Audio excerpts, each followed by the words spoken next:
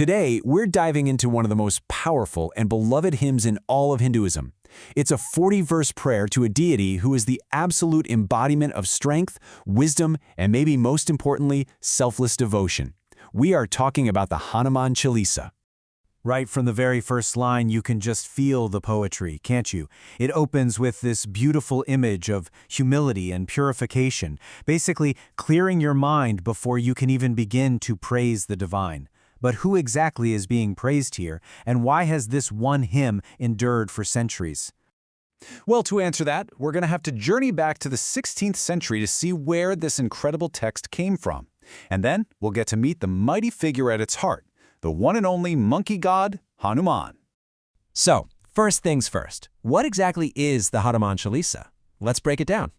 You know, the clue is right there in the name. It was written by the legendary saint poet Tulsidas, and Chalisa comes from chalis, the Hindi word for 40, and that tells you its structure. It's 40 core verses of pure praise. Now, Tulsidas was a huge part of the Bhakti movement, which was all about having a direct, personal, and emotional connection to God. And that's exactly what this hymn is. It's not some rigid ritual. It's a heartfelt song, which I think really helps explain why it's still so incredibly popular today.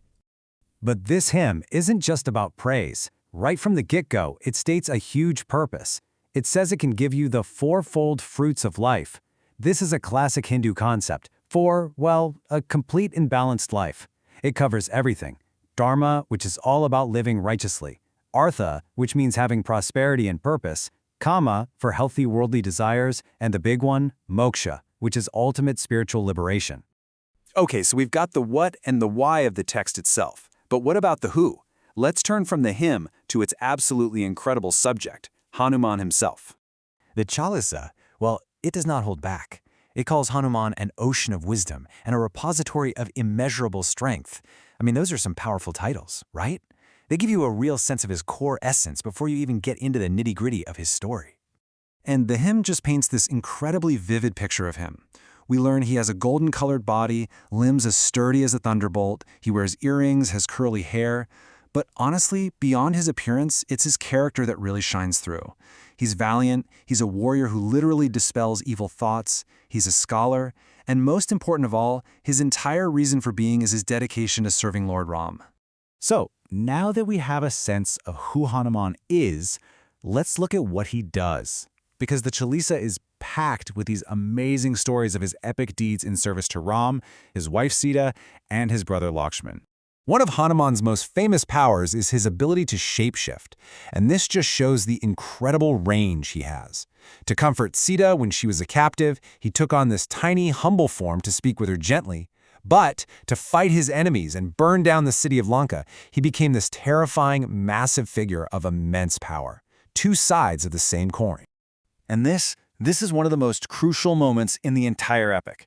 Ram's brother Lakshman is mortally wounded, and Hanuman is sent on this impossible mission, fly to the Himalayas and find one specific life-saving herb.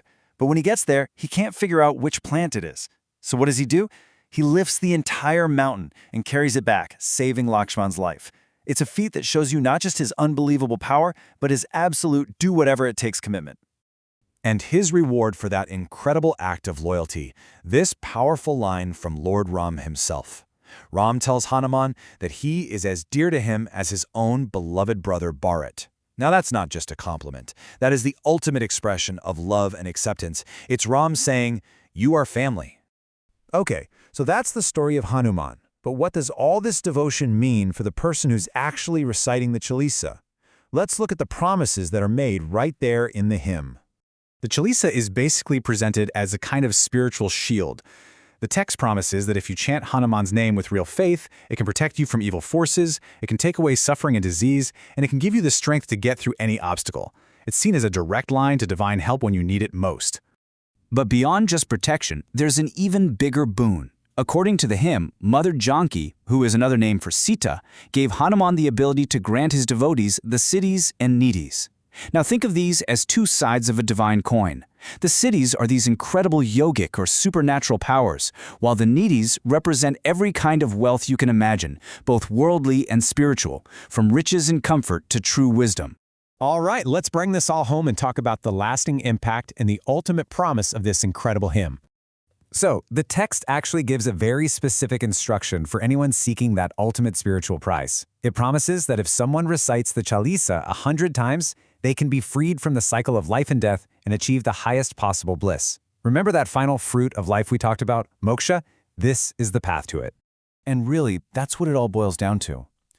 Devotion to Hanuman isn't just about getting protection or power in this life. In the end, it's seen as the most direct way to reach the Supreme Divine, Lord Ram, and by doing that, to end all suffering for good. So we end on this thought.